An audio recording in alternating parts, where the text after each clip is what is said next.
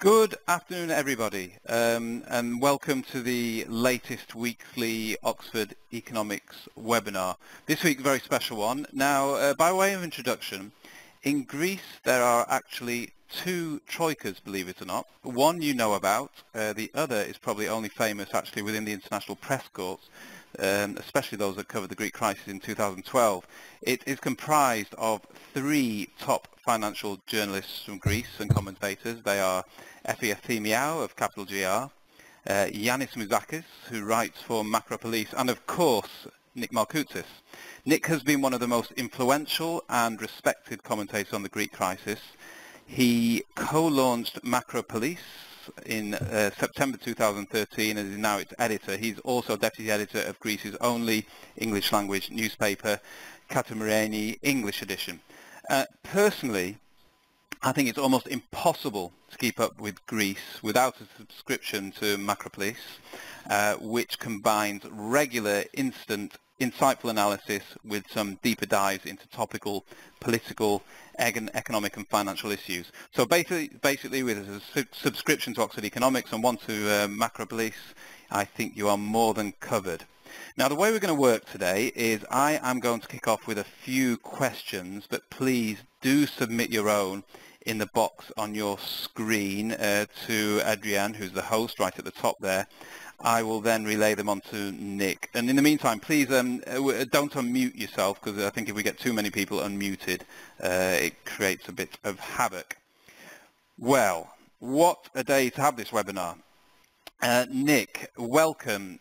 Can you just give me, to start off with, a brief summary of major developments from your perspective, I guess with a particular focus on the Eurogroup meeting this evening? Well, thanks a lot. Thanks for the very kind introduction, Gabriel, although I'm not sure if we're allowed to call ourselves the Troika anymore, given the new government's position on that.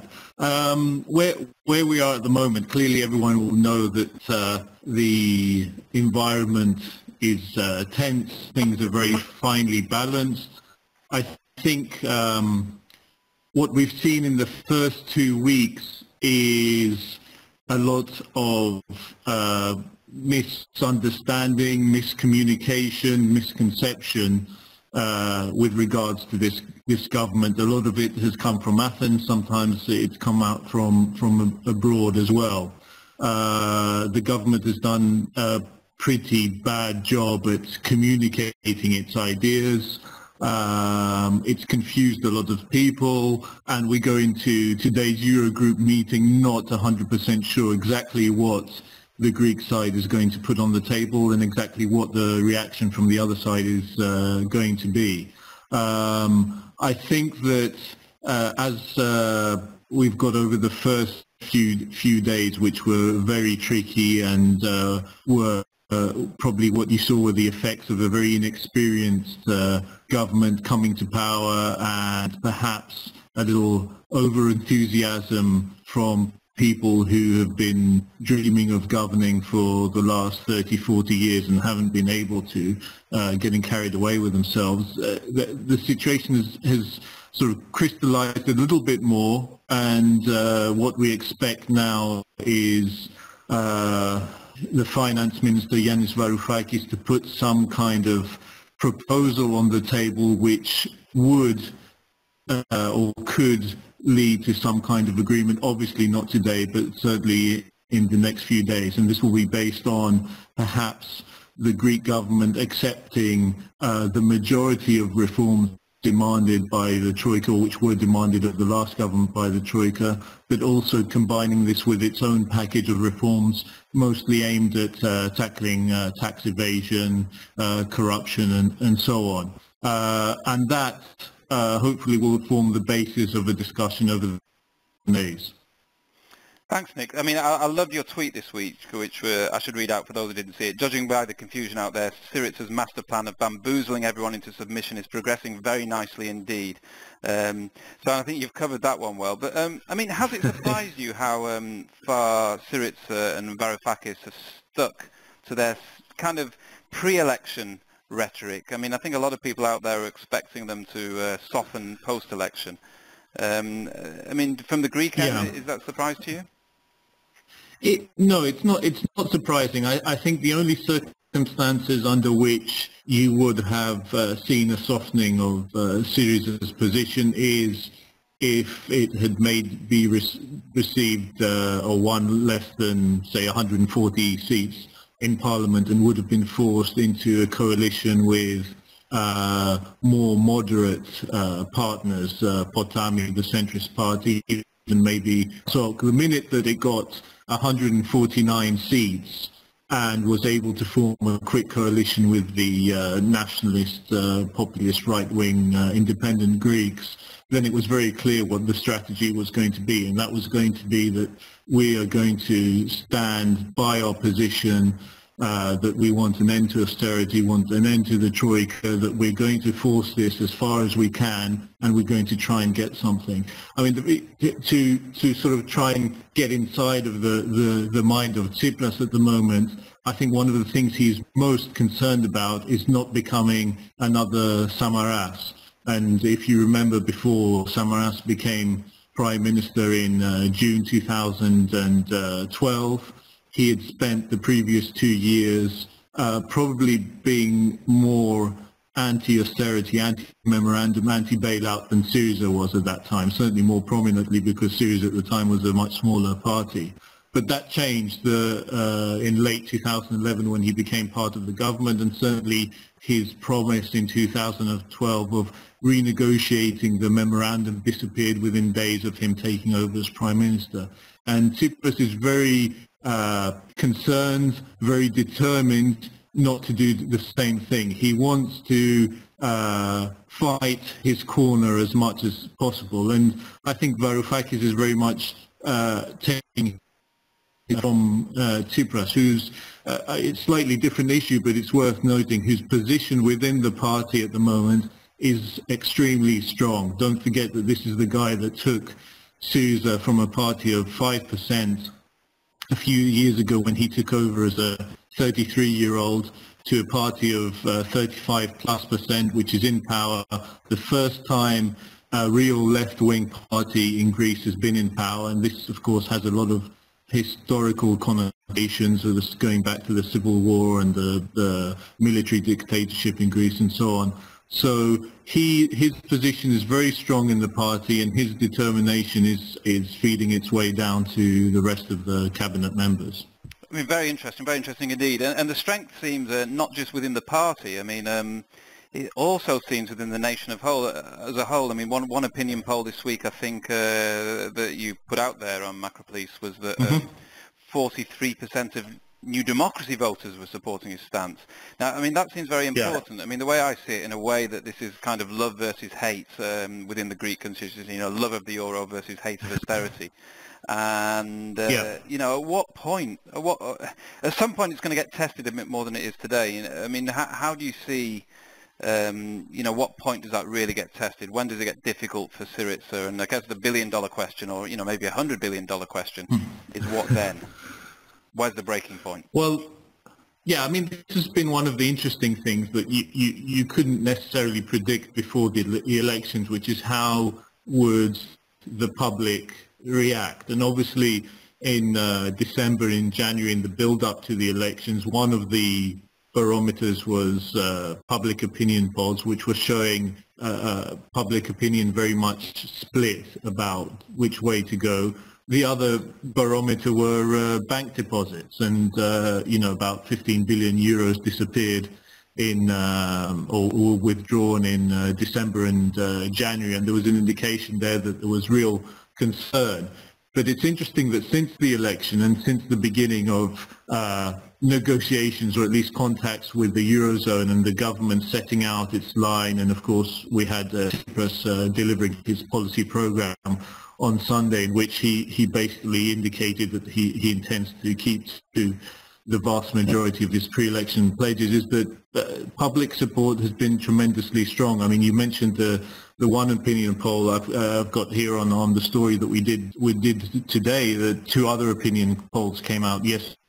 One showing that support for the government's negotiating stance is at 75%, and another one showing that the government has backing of 78.4%. I mean, it's important to underline that this is unprecedented for a Greek government. Certainly in the crisis years, there has never been such broad support for the position that the Greek government is negotiating in terms of the troika, or the lenders, if we're not allowed to call them the troika anymore.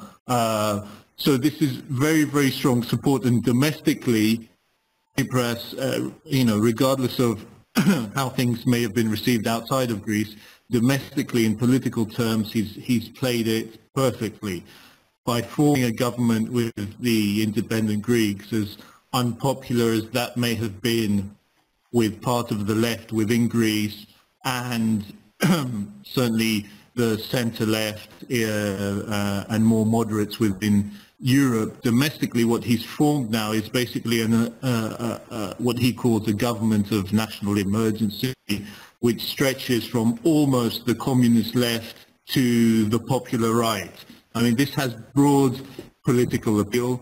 The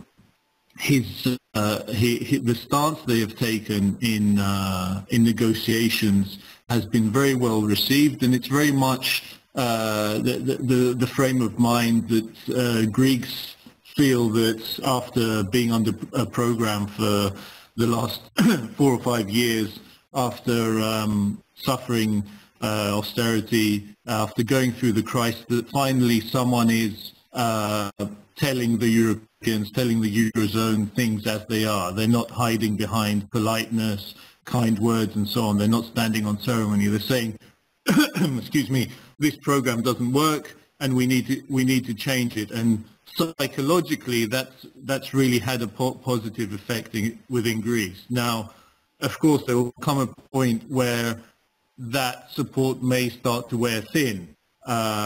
If there are signs over the next few days that a deal is not on the cards, that the government is not able to secure something, then that support will be tested. But there is a real belief at the moment that he can solidify this by tapping into sort of quasi-nationalist feeling that, we're in the right here, they're in the wrong, and we will stick to this line. At some point, of course, though, there is going to be concern about what's going to happen to our deposits, what's going to happen to the economy. Are we going to stay in the Eurozone? And of course, that will then be the test of whether he can keep the public on side, if we get to that point, of course. Yeah, well, that's what I'm sure a lot of people on the listening to this are thinking, Nick, is that that's all very well for Syriza to benefit from local support, but if there is a lack of flexibility, which many people think there will be, on behalf of the Eurozone, from tonight and maybe in the short term ahead, would it take capital controls for that support to for Syriza to erode, or is the mood thinking that we'll get a deal, or that actually we're just going to play brinksmanship and really, the euro hasn't been that good for us after all? I mean, I guess those are very hard questions to answer, but is there anything you can say on that? I would say at the moment the mood is very much that we'll get a deal. I think that the discussion of Brexit, which has re-emerged outside of Greece, is virtually non-existent within Greece. No one believes that this standoff, if you like, will lead to Greece leaving the euro. At the moment, there is absolute confidence that they will get a deal, and that they will get a better deal than the previous government. Clearly, if we have some kind of collapse in the talks over the next few days, a lot of people may rethink this. But I think at the moment the mood is that we will stick with this. We should drive as hard a bargain as needs be. And if capital controls come in, well, I mean, that could go one of two ways. Either people will become much more stubborn and stick with the government, or the support for the coalition will erode amid panic. I think at the moment the first is more likely than the second. It was interesting, for example, that the day after the European Central Bank decided last week to stop accepting Greek government bonds as collateral, the withdrawal of deposits, the outflow of deposits actually fell. It didn't rise. And I mean, you know, I was reading comments on Twitter from outside Greece. Why would anyone keep their deposits in the Greek bank after a decision like this? Well, in fact, fewer people were being affected by the decision. Tsipras spoke on Sunday about, you know, paying taxes as being some kind of patriotic duty at the moment to ensure that the state has money. And I think it's more likely that we will see this as being a prevalent mood rather than absolute panic setting in and even a possibility of this government falling. Those are fascinating perspectives. Thanks, Nick. I mean, before I turn away from the politics and more towards the economy and finance, I mean, you did an interesting post a couple of weeks ago, which was just addressing the robustness of the Syriza coalition and, you know, what it would take for defections. Could it immune itself from defections, which is, of course, how many Greek governments have fallen over the years. You know, perhaps you could say a few words about about that and how the coalition can hang together. Okay, well, I mean, what we have now is just to give you a look at the dynamics of this government, we have two parties, Syriza 149 seats, and the rest of the 162 that the government has made up by the independent Greeks. A lot has been written about the independent Greeks, you know, described as a far-right party and so on and so forth. I would look at them more as a sort of populist, right-wing party in a sort of very Greek tradition, which is difficult to communicate outside of Greece. And I think the one thing that defines them is opportunism. So they will be there, they will stick through it as long as the going is good. If it gets tougher, you know, there may be a question mark over how reliable a coalition partner they will be.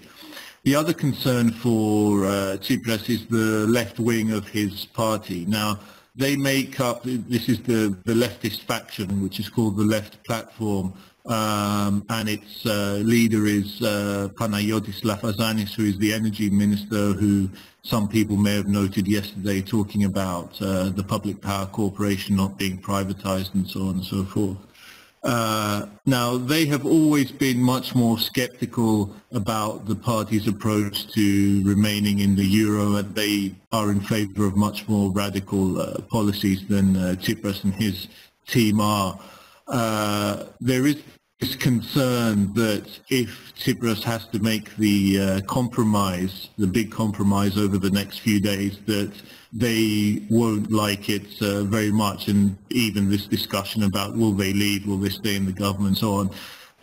At a sort of rough estimate, they have about 20 to 30 seats among the Syriza contingent in parliament. Before the elections, Tsipras passed this rule within his party that any of his MPs who after the election, who decide to leave the party will have to give up their seat. Now, this goes against the Greek constitution, so in effect it's not enforceable, apart from the fact that, you know, this is the Syriza MPs have signed up to it, and it's a kind of issue of honor. As things stand, and from what people who within Syriza are saying, there isn't really any unrest or any unwillingness among the left wing of Syriza to go with Tsipras. His position in the party is very strong. They're turning to him. They rely on him. They're trusting him. There will be friction on issues like privatizations, and in fact there already has been within the government on whether it should proceed with the privatization of the Piraeus Port Authority. there will be other sticking points, but I don't see, I mean, and this is assuming that there is some kind of deal within the Eurozone over the next few days, I don't see the left wing at this moment kicking up too much of a fuss. If over the longer term there is a turn in policy that in terms of, say, issues like labour regulations, pension reform and so on, which are going to come up, they have to take unpopular decisions, then things could become more difficult. But I don't see it as a problem in the short term, bearing in mind that there is this historical burden on Syriza as well, that after 70, 80 years of struggling to come to power, the left in Greece has its hand on the wheel, and that they're not going to sabotage themselves very easily. So I think it's going to take some serious disagreement before we see any kind of split there in the government. Very interesting. Thanks, Nick. Now, we've actually got two questions that people have submitted. Both actually do provide a nice transition from pure politics to economy. One, maybe I'll just do the first one for now. One is, you say there's a feeling that the program isn't working, but isn't the reality that it was just beginning to bear fruit? So the Greek economy was actually beginning to recover last year, with Greece the fastest growing economy in the euro area in Q3. Is there a risk? Well, I'm sure there is a risk, but could you comment maybe on the risk that progress will now be lost of jettisoning the previous reform agenda? Yeah, I mean, I understand that looking at the numbers, you see some indications of stability, at least, if not necessarily recovery. But that hadn't and hasn't really trickled down to, you know, the average Greek. I mean, we saw, for instance, unemployment edging down last year, but a larger amount of that was due to people dropping out of the workforce rather than any significant amount of jobs being created. People were still feeling the impact of the recession and the austerity. 80% of the people without jobs had no access to unemployment benefits. The healthcare system, the welfare system is suffering. So at the street level, if you like, the last year felt very much like the year before and the year before that. There wasn't really any significant impact. And beyond that, the depth of the hole that Greece has dug into means that you need a really strong recovery in order to be able to say that people are starting to feel the effects of it. And I mean, just to sort of give you an idea of that, we're talking about Greece, if it grows at a rate of 3 to 4%, which is kind of the levels it was reaching in the sort of golden years of the early Euro membership, will need around 20 years to create the 1 million plus jobs that were lost during the course of the crisis. So here you're talking about a long-term impact, and of course this is filtering through to public opinion, and there is a dissatisfaction. Now, in terms of whether the recovery is being put at risk by what's happening at the moment, it's clearly that is a big risk. The political uncertainty over the last few months is a factor. The other factor to take into account is that essentially since September, when the previous government was at its own standoff with the Troika over how to complete the final review, there was a sense that the public sector had more or less not necessarily stopped operating, but any process of reform or whatever was halted. So yeah, we have pressed the pause button over the last few months. Now, I think that from here it could go one of two ways. Clearly, if there is a deal, and this is welcomed by people, then there is the prospect that the recovery continues and even strengthens. If there isn't, then obviously, it's all up in the air. But we don't have any indications so far about what's happening with the real economy. I mean, the figures, for instance, we have on retail, to give you an example, the most recent ones are from November, so we don't know yet what's happening. The sense is that simply everyone is just holding off, waiting to see if this deal with the Eurozone will come. Thanks for that. So another one which again leads nicely into some of the fiscal issues. So Syriza includes tax evasion fight as one of its major reforms to make public debt sustainable. And the question we've had submitted is, how feasible is that without introducing capital controls, and what amount as a percentage of GDP can we reasonably expect from, I guess, from reducing tax evasion? Yeah, this is a big unknown, in the sense that it's something that Greek governments have talked about for many years but never actually done. So we're not 100% sure how feasible it is and what kind of effect it could have. I mean, in its pre-election program, Syriza targeted raising 3 billion euros in the first year from tax evasion. From the experts that I've spoken to, this is considered unrealistic, and that perhaps a target of around 1 billion euros is feasible, and that's based on really everything with regards to tax collection working perfectly.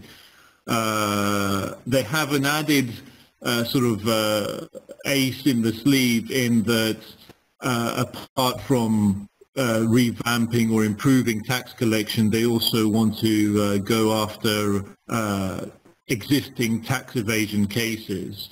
Now, they've appointed a special minister to oversee what they call the combating corruption, and yesterday he was saying that there is possibly as much as 7 billion euros sitting there waiting to be collected, but because of the bureaucratic process and the lack of resources at Greece's tax offices, this can't happen. So what he's proposing is to give the financial crime squad greater powers, and he says that Greece could collect 2.5 billion euros almost straight away. Now, I'd take that with a pinch of salt, but obviously if they could get even half that in the relative short term, as well as clamping down on as well as improving tax collection in general, that would be a big boost. I mean, it's not going to make the difference, but it will certainly help.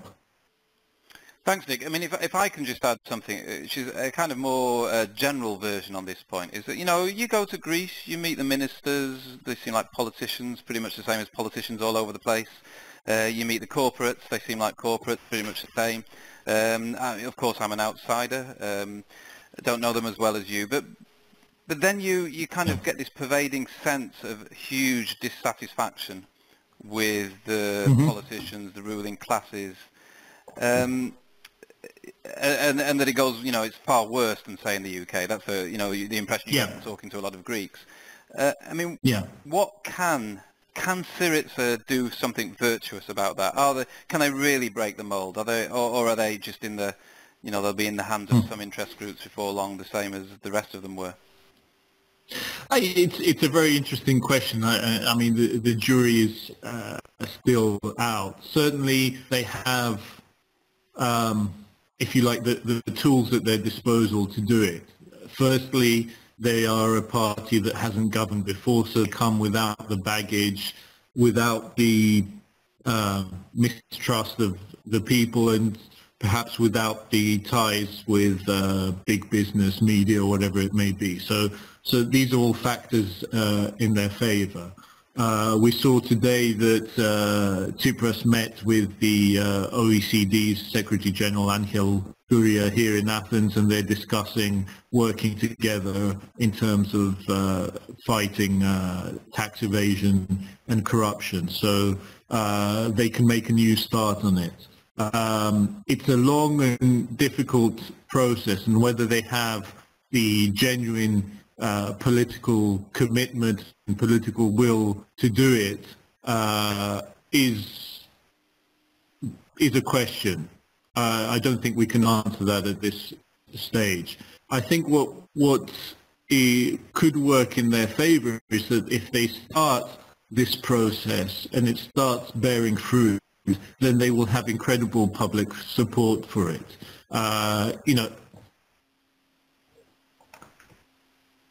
This was one of the key complaints about the previous government, in that the reform process, I know it's been described in Greece that Greeks aren't in favor of reforms, or reform become a dirty word during the course of the crisis. I would say that that's probably a simplistic approach, and I would turn it around a little, and I would say that the experience of reforms in Greece during the crisis had involved the political system turning around to the electorate and saying, okay, look, we're in a mess now, we've both contributed to this, it's time to change. And the process will be that you out there change while we stay the same. So while people at an individual or group level have suffered the impact or have had to absorb the impact of the measures, the reforms that have been passed, the political elite, the business elite and so on have remained largely untouched. And I think that's been one of the key factors in this dissatisfaction that you described. And if you look, actually, there was an interesting poll by the MRB polling company here just before the elections, and they asked the respondents three out of three things. What would you like to see? One is reform of the political system. I can't remember the second, and the third was debt relief. What do you want from the next government? And most people picked reform of the political system. This was above debt relief. So I think there is a great desire for this, and if they're able to make progress on it, they will have very strong public support. Thanks, Nick. Now, we've actually got a couple of questions on Russia-China related.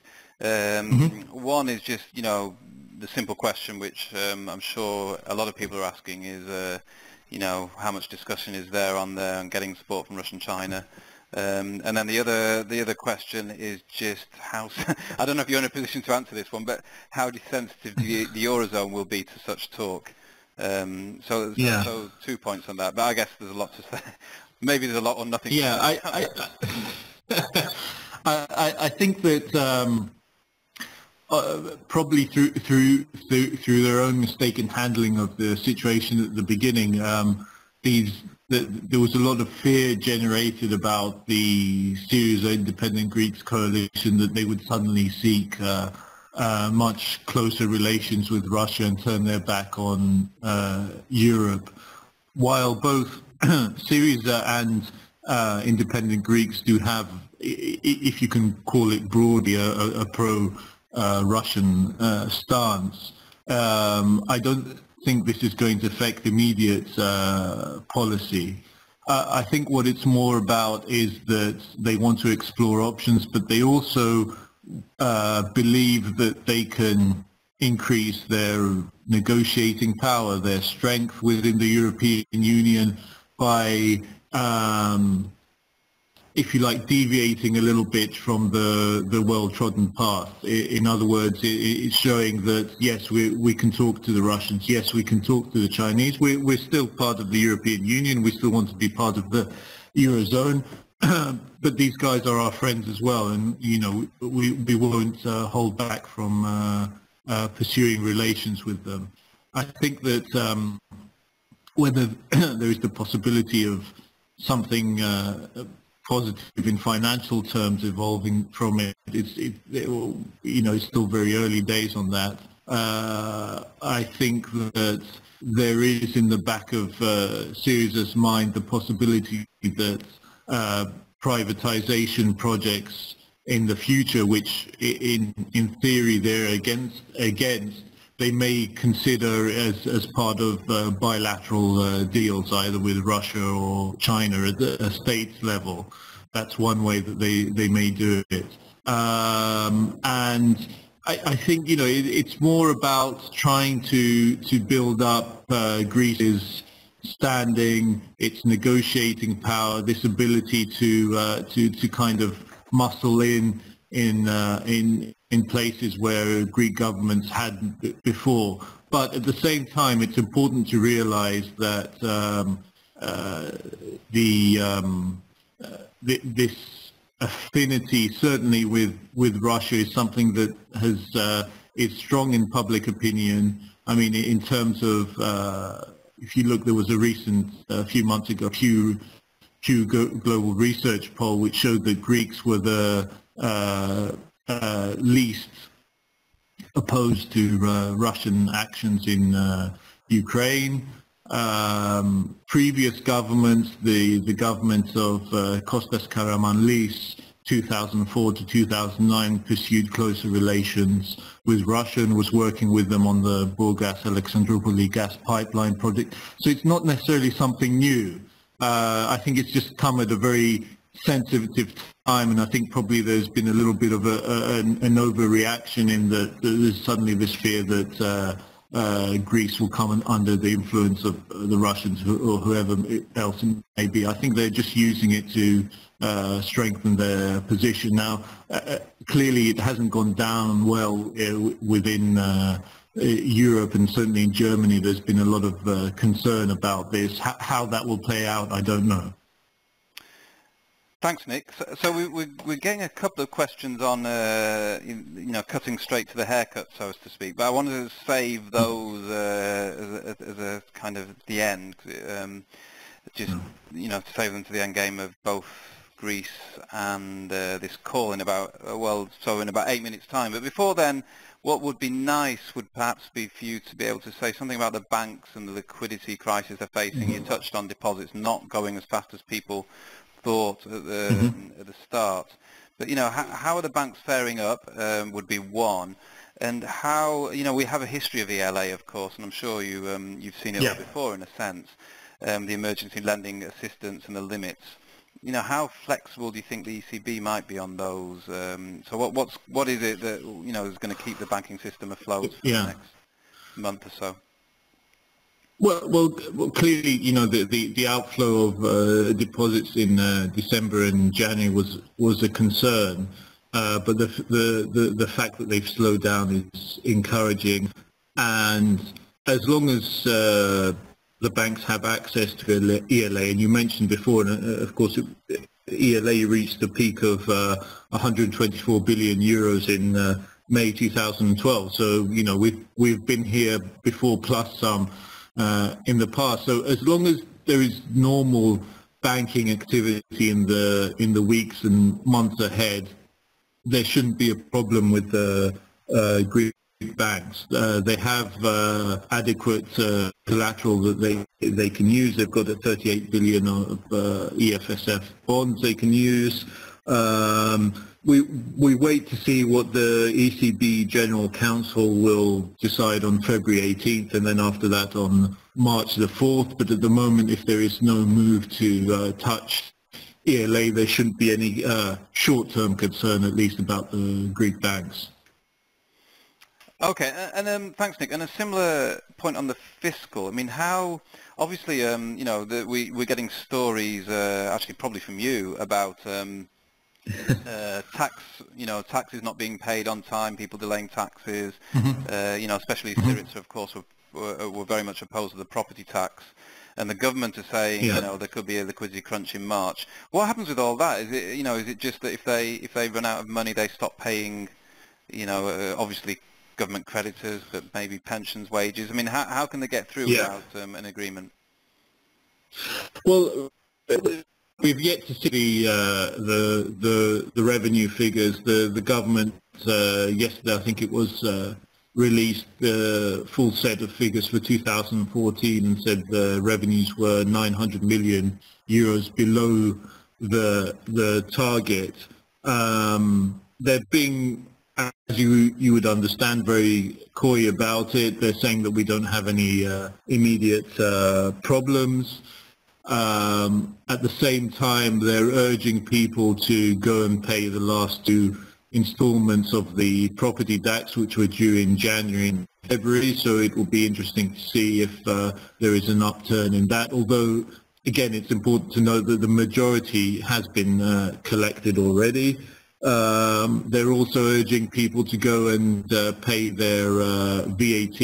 The previous government had extended the deadline by a month because of the elections. So if they're able to collect those, there shouldn't be an immediate problem. In terms of cash reserves, it's estimated that there's around 1.5 billion euros available, around the same amount in terms of repos.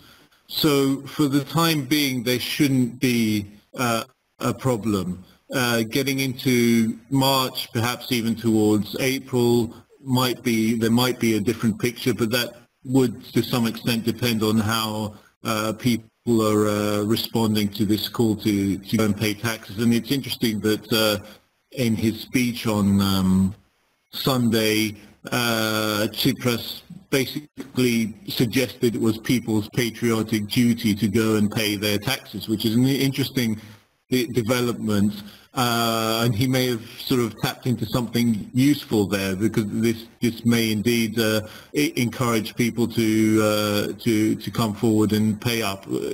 The fact that Syriza had said it would cancel the property tax meant that a lot of people held back. But now that he's saying that, look, pay the last two installments and then we'll cancel it, may help him collect a bit of money over the next few days. Thanks, Nick. So before we turn to the big questions of how it ends, there's a couple more just going back to the agreement.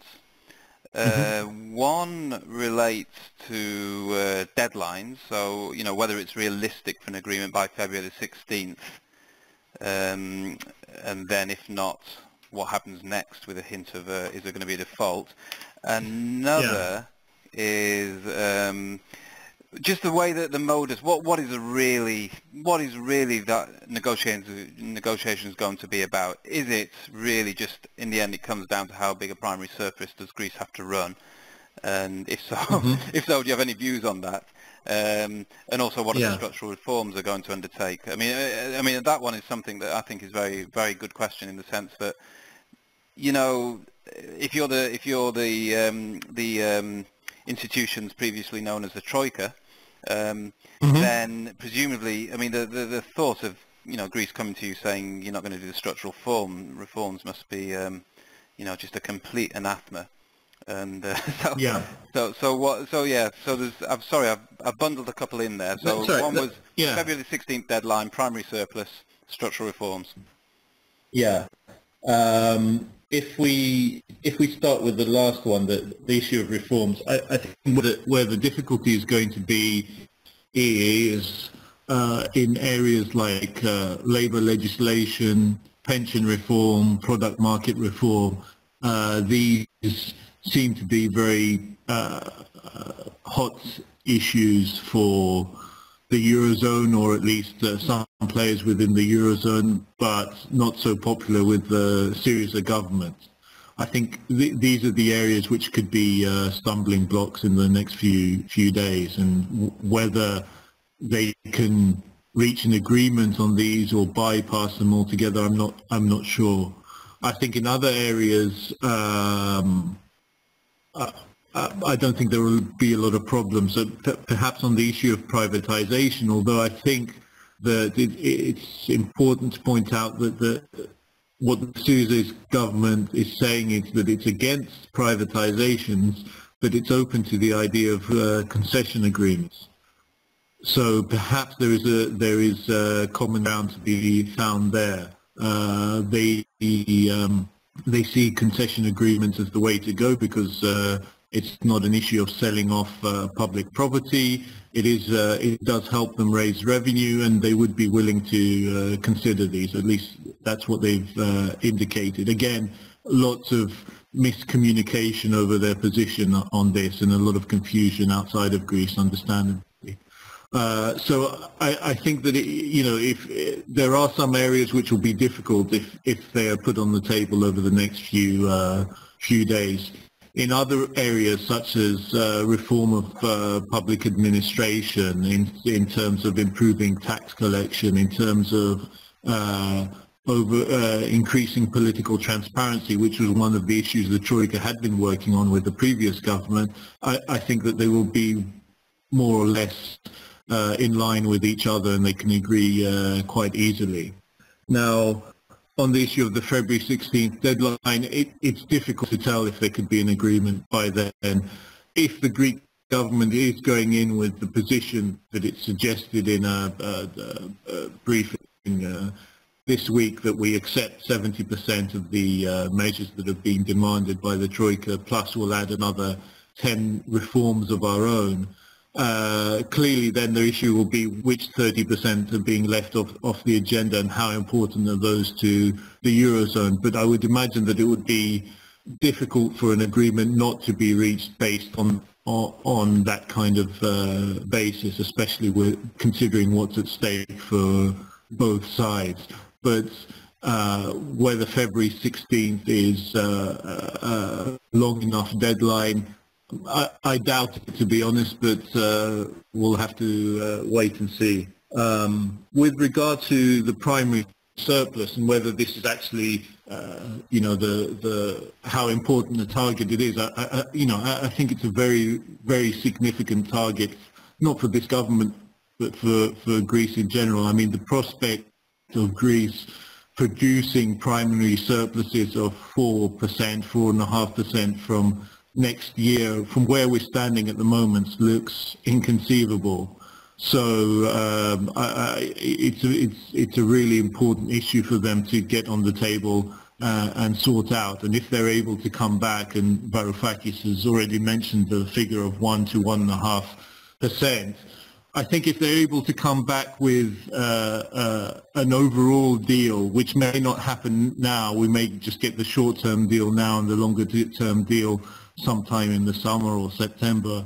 If they come back with a deal that foresees the primary surplus dropping to around 1 to 1.5%, includes some kind of debt relief, reduction in the annual interest payments they have to make, and allows them to ease up on austerity, I think they will be absolutely ecstatic with that deal, and it will be very well received by the Greek public as well. Thanks, Nick. So we're running out of time. I'll ask one more before we get to the endgame questions, but perhaps you could, Nick, this is going to be a big question, but maybe you can answer it very quickly. Statistics, how reliable? Have they tackled the unreliability? Well, look, there have always been issues with the reliability of Greek statistics in the lead up to this crisis, and then of course we had this major overhaul of the Greek statistics service, the Elstat. I think there is some, I don't think the reliability is in question. The sort of organization and smooth functioning of Elstat is sometimes an issue.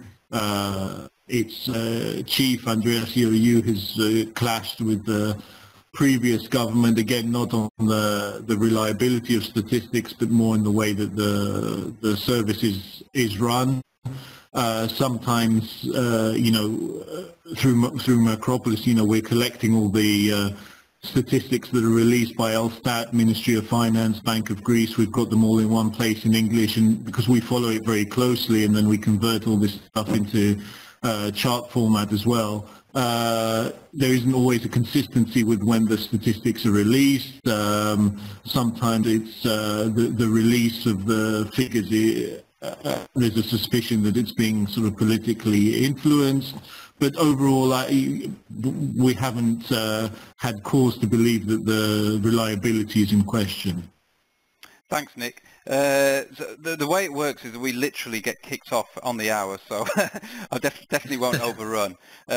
So we will, if I may switch to the kind of endgame questions. We've got a few, but all on a similar vein, quite direct ones. Are we likely to see a haircut, the Greek bondholders, and by how much? Is one. Another is, will Greece default if they don't get an agreement on February the 16th? And another one is, do you think Greek voters would be forgiving of euro exit, or a sign-up with a new bailout package involving more austerity? In other words, where will they go on the trade-off between those two? I think on the last question, I would say expectations are fairly low. I think that the public mood you see at the moment is not a result of the expectation of a deal that will involve, 50% of Greek debt being written off, but it is a reaction to feeling that Greece's voice is being heard. The voice of the average Greek citizen is being heard. That's how I would sum it up. So I don't think that this government or any Greek government would need to come back with a great deal. Simply a little more fiscal space, some idea that debt is being reduced, and this kind of path towards an exit out of this period of austerity and recession. I think they would be satisfied with that. Whether they would be forgiving of a Greek exit, I think it's very difficult to judge at the moment. I mean, the public sentiment can turn one of two ways. One is, to panic, to react angrily, to feel that the government has, sold Greece's future down the river, and the other is to, so for this stubbornness to set in and to blame the Europeans. So it's difficult to judge at the moment. Could you remind me of the other 2 points that you mentioned? Well, here's a very direct one. Will Greece default on a coupon or just default after February the 16th if you don't get an agreement? And then the other one was, very relatedly, are we likely to see a haircut for Greek bondholders, and if so, by how much? Easy ones, though. Yeah. Well, I think that the prospect of some kind of immediate default isn't there, because there is just about enough to scrape together in the short term. I think obviously if we get to the end of February and we're going into March and there isn't any prospect of a deal, and maybe we've even gone to something like capital controls, and things become much more difficult. The idea of a haircut, it's clear that this isn't really something that the Eurozone is considering seriously, but also if you'd observed Syriza closely, not only in the election campaign but in the build-up, their position on the issue of debt has evolved quite a lot, and they've got to the stage where the key players within Syriza before the election were saying basically that what we're looking for is a reduction in the primary surplus targets, a reduction in the amount of interest that we have to repay, which I think is currently around 8-9 billion euros, and some kind of further debt relief that may come in the form of extension of maturities or lowering of interest rates wherever possible, and we'd more or less be happy with that. So although the party's main line was we want the majority of our debt held by the official sector to be written off, that's not really what the key policy makers within Syriza were aiming for. So I don't think that that's what it's on the table from the Greek side even. So I think there is the possibility for a compromise on the debt issue in the sort of medium term if the key is securing this short-term deal to tide Greece over the next few months. That's great. Thanks, Nick. I think I've got through most of the questions that we've been submitted. If not, please, apologies if I didn't get to yours, and do at least email me with them, and we at Oxford Economics can try and take them. One last question from me, Nick. What time are you planning to stay up to tonight? Well, I was discussing with my colleagues the other day that this is going to be like the good old days of 3, 4 in the morning, and of course here it's it's an hour ahead of Brussels time as well, so it's always much later. But I think that what we're looking for from today's meeting is that the two sides aren't so far apart that there is no prospect of them coming closer together over the next few days, rather than some kind of concrete agreement or basis even for agreement. I think if there is the start of a discussion which can evolve over the next few days, then that's probably the most we can ask for from today. So hopefully it won't be too late. Nick, thank you very much indeed. As I said at the beginning, Nick runs this fabulous subscription-based website, MacroPolis, and if you haven't already had a look at it, I really would urge you to. Certainly, as usual, Nick, you give us some great insights. Every time I meet with you or hear from you, it's always the same. So greatly appreciate that you gave the time, especially on this day of any day when I'm sure you are going to be extremely busy. So I'm going to close up here. Thanks everyone for joining. And next week we actually have a runoff debate between James Nixon and myself, with Ben May in the chair. So there are actually some diverging views within Oxford economics, and we believe in flushing them all out into the open, as much transparency and independency as possible. Do join us for that one. You'll be getting details soon. Thanks everyone, and thanks particularly to Nick. Thank you.